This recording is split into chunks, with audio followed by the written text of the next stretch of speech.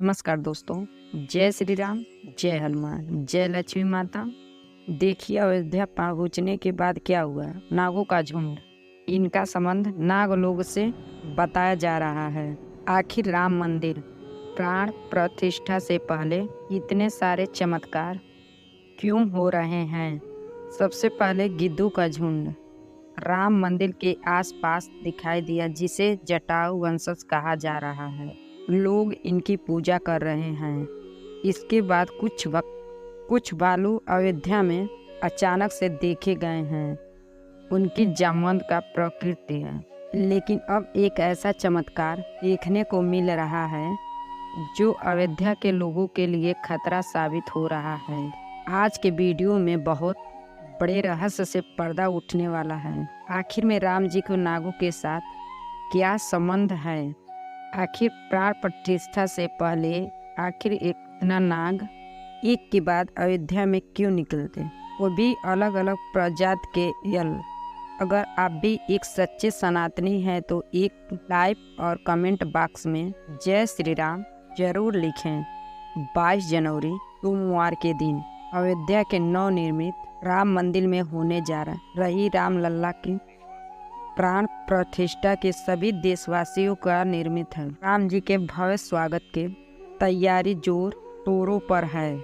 यह तारीख कोई आम तारीख नहीं, बल्कि इसके पीछे बहुत खास महत्व छिपा है। आखिर राम मंदिर की प्राण प्रतिष्ठा लिए 22 जनवरी समय ही क्यों चुना गया, इसके पीछे का रहस्य जानकर आपके भी होश उड़ जाएंगे। त्रेता युग में प्रभु श्री राम का जन्म अभिजीत मुहूर्त में हुआ था। 22 जनवरी दिन सोमवार दिन ऋग नक्षत्र में अभिजीत मुहूर्त का संयोग बन रहा है। यही कारण है इस तिथि को रामलला प्राण प्रतिष्ठा के चुना गया है। साथ ही माना जा रहा है इस शुभ मुहूर्त रामलला के प्राण प्रतिष्ठा करने से प्रभु श्री राम सदैव मूर्ति के अंदर विराजमान, लेकिन जैसे जैसे प्राण प्रतिष्ठा के समय नज़दीक आ रहा है, वैसे वैसे अलग प्रजाति के नाग अचानक ही अयोध्या में प्रकट हुए हैं, जो कि अयोध्या वासियों के लिए खतरा होते जा रहे हैं। लेकिन गिद्धों का और भालुओं का संबंध प्रभु श्री राम बताया जाता है। उन्होंने रामायण में उनको शामिल सहायता भी की थी। लेकिन इन नागों का श्री राम क्या संबंध है, आज के वीडियो में इस रहस्य के बारे में से पर्दा उठने वाला है। चौंकाने वाली यह है, इनमें जो दो प्रजाति के नाग अलग अलग क्षेत्र में बार बार निकल रहे हैं, जिनका संबंध वास के रक्षक नाग के साथ जोड़ा जा रहा था है। कहा जाता है प्रभु श्री राम भाई लक्ष्मण साक्षात अनंत शेष नाग का रूप है, और वासुकी नाग, छक नाग और शेष नाग तीनों ही आपस में भाई हैं, जिनमें दक्षक और वासुकी नाग पाताल में निवास करते हैं और शेष नाग वैकुंठ में भगवान विष्णु का सेवा करते हैं। तो अंदाजा लगाया जा रहा है, जब प्रभु श्री राम ने भाई लक्ष्मण यानी शेषनाग और माता सीता के साथ अयोध्या धाम पहुंच रहते हैं। शेषनाग के दोनों भाई पाताल लोग उनसे मिलने के लिए बार बार प्रकट हो रहे हैं। दोस्तों, यह रहस्य बहुत बड़ा है, क्योंकि अयोध्या के क्षेत्र जब एक सांप को पकड़कर सुरक्षित इलाके में छोड़ा जाता है, तो वही सांप तुरंत राम मंदिर परिसर में देखा जाता है, जिससे कई बार मजदूर काम करने में भी भय महसूस होता है। लेकिन जय श्री राम का नाम उन्हें हिम्मत देता है। आप भी नीचे कमेंट बॉक्स में जय श्री राम जरूर लिखें। लेकिन दोस्तों, प्रभु श्री राम का नागलोक के वीडियो के साथ क्या संबंध है, वह सच्चाई जानकर आपको पैरों तक जमीन खिसक जाएंगे, क्योंकि पूरे घटनाओं क्रम के मजदूर जोड़कर देखा जा रहा है, जिसे हिंदी में सृष्टि चक्र कहते हैं। यह जानकर आपके भी रोंगटे हो जाएंगे। संसार में हम रहते हैं वह सृष्टि विनाश और चक्र के गुजरती है। इस संसार के प्रत्येक सृष्टि चक्र को एक कल्प कहा जाता है। हर कल्प के 4 युग या 4 भाग होते हैं। दूसरे भाग एक त्रेता युग में राम अयोध्या में जन्म लेते हैं और रामायण करके फिर से वैकुंठ लौट जाते हैं। अगर इस पृथ्वी पर अपना जीवन यापन कर रहे हैं, आप जो घटनाक्रम कर रहे हैं वही बराबर घटनाएं किसी और यूनिवर्स और कल्प में आपके ही रूप के साथ पुनः होने वाली है या हो चुकी आगे मल्टीवर्स को साबित करने के लिए एक ऐसी प्राणी घटना बताएंगे आपको होने के बाद आपके मल्टीप्लन उसकी सच्चाई पर यकीन होने इस दुनिया में परंतु 3 विद्वानों के देखने की और उनमें जीने की इजाज़त दी गई है। इसमें पहले है वासुकी नाग, प्रियदक्षक नाग। काकभुसुंडी को भगवान की दर्शन हुई। बालक राम के मुख में गंगाओं ब्रह्मांड को देखने के बाद काकभुसुंडी के भगवान राम सेतु और वन बंद कर दिया, वापस लौट आए। काकभुसुंडी ने भगवान राम को जानने के लिए क्षमा मांगी। भगवान ने उन्हें दिव्य मुस्कान और काकभुसुंडी से उनकी पूछी। काकभुसुंडी कहा वह भगवान राम के अपनी भक्ति हम प्रेम और प्रसन्न होकर भगवान राम ने काल काकभुसुंडी को नहीं मार सकता। वह इस कल्प के अंतिम तक जीवित रहेंगे, जिसके बाद सृष्टि के 27 चक्रों जीवित रहेंगे।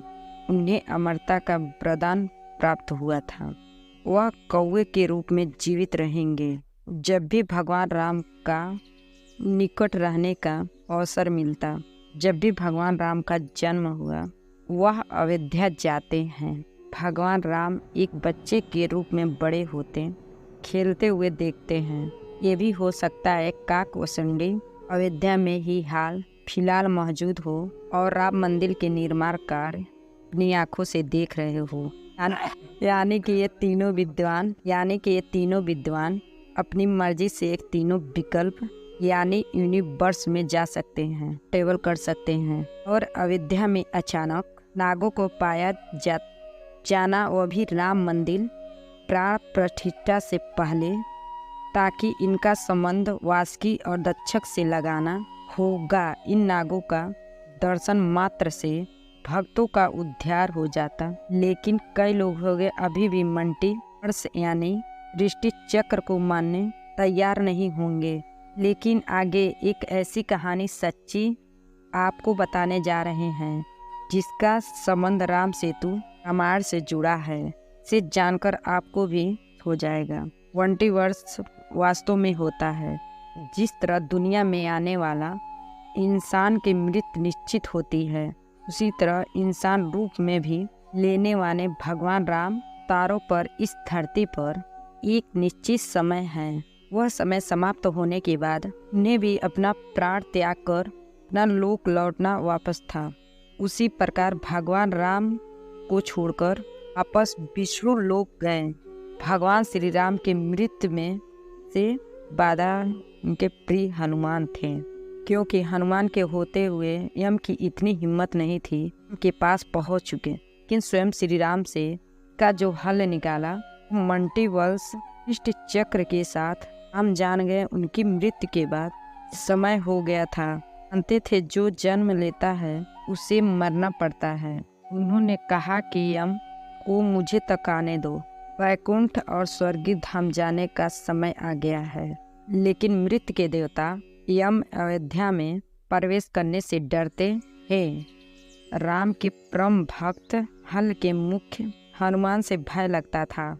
यम के प्रवेश के लिए हनुमान हटाना जरूर था, इसलिए राम ने अपने अंगूठी के महल के एक छेद से गिरा दिया। हनुमान से इसे खोज कर लाने के लिए कहा। हनुमान ने स्वयं के स्वरूप छोड़ बिल्कुल भवन जैसे आकार बना लिया। केवल उस अंगूठी को ढूंढने के ये छेद में प्रवेश कर गए। वह छेद बल्कि छेद नहीं था, बल्कि सुरंग का रास्ता था। आपो का नगर नाग नागलोक तक जाता था। वह नागों का राजा वासुकी से मिले और अपने आने का कारण बताया कि हनुमान नागलोक के मध्य ले गए, यहाँ अंगूठियों का पहाड़ जैसा ढेर लगा रहा था। वासुकी ने कहा, यहाँ आपको राम की अंगूठी अवश्य ही मिल जाएगी। हनुमान सोच में पड़ गए, वह कैसे उसको ढूंढ पाएंगे, क्योंकि उसे मैं सुई ढूंढने वाला था। लेकिन सौभाग्य में वो पहली अंगूठी उन्होंने उठाई वह राम की अंगूठी थी। आश्चर्यजनक रूप से श्री भी अंगूठी जो उन्होंने उठाई वह भी राम की ही अंगूठी थी। वास्तव में वह सारी अंगूठी उस ढेर में थी, सब एक ही जैसी थी। इसका क्या मतलब है? वह सोच में पड़ गए। वासुकी नाग वाले जिस संसार में हम रहते हैं वह शुरू होता है, प्रलय के साथ उसका अंत भी होता है। प्रत्येक कल्प में चारों युग आते हैं, समाप्त भी होते हैं, और हर सतयुग के अंत में एक बानर इस अंगूठी पीछा करता है और पृथ्वी पर राम मृत्यु के प्राप्त होते हैं। इसलिए इस सैकड़ों हजारों से चली आ रही है अंगूठी ढेर है। सभी अंगूठियां वास्तविक हैं। अंगूठियां गिरती रही, उनका ढेर बड़ा होता रहा। भविष्य की रामों की अंगूठी ये भी यहाँ काफी जगह है। हनुमान जान गए का नागलोक में प्रवेश और अंगूठी पर्वत से साक्षात कोई आकस्मिक घटना नहीं थी। यही मांटी वंश के रहस्य था। राम जी को उनको समझाने का मार्ग था कि मृत्यु आने से रोका नहीं जाता, मृत्यु को प्राप्त होंगे, संसार समाप्त होगा, लेकिन हमेशा की तरह संसार पुनः बनता है और राम भी पुनः जीवित रहेंगे। इस घटना के बाद प्रभु श्री राम सरयू नदी में समाहित हो गए। उनके साथ अयोध्या के एक वासी भी थी, सरयू नदी में समाहित हो गया। यहाँ तक कि कीट पर और अयोध्या के पशु पक्षी में सरयू नदी में समाहित हो गए। ऐसा कहा जाता है अयोध्या में जितने भी रहीवासी रह रहे हैं वह सभी देवी देवताओं को अंश थे, जो प्रभु श्री राम को देखने के लिए अयोध्या में रहवासी रह रहे थे। जय श्री राम, जय हनुमान। मेरा वीडियो जरूर आप लोग देखिएगा, आप लोग के तक